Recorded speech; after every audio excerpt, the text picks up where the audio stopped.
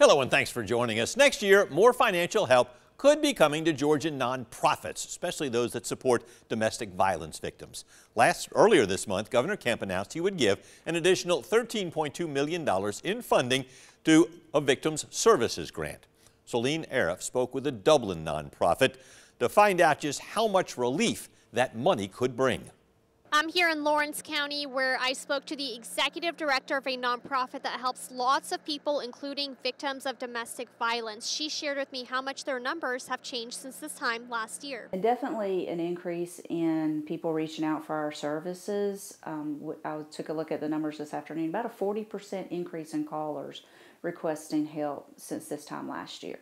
That's Heather Mullis. She's worked at Wings, a nonprofit that supports violence-free families for 26 years. We provide a variety of services, starting with our 24-hour helpline, where the victims can call, get information, access services, be provided with resources or referrals. On top of their shelter, they also help with legal advocacy, case management, support groups, and more. Their help is always free, even when it doesn't come cheap for the nonprofit. Our operating expenses are up probably about 10 or 15%.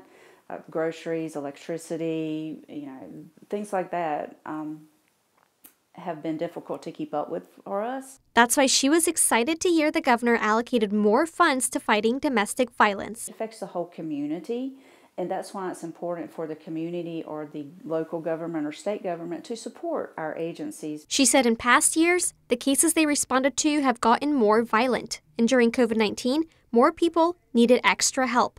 A lot more people were working from home, which meant that they didn't get to leave their abuser at all, or their abuser never went to work himself. And that's where they've stepped in to help, like they've been doing for 32 years. Reporting in Dublin, Celine Arif, 13 WMAZ News. The additional funding the governor is allocating came from remaining money in the American Rescue Plan's funding for the new year. In addition to grants, Wings is also funded by private donations. We have a link to their donation page at 13WMAZ.com.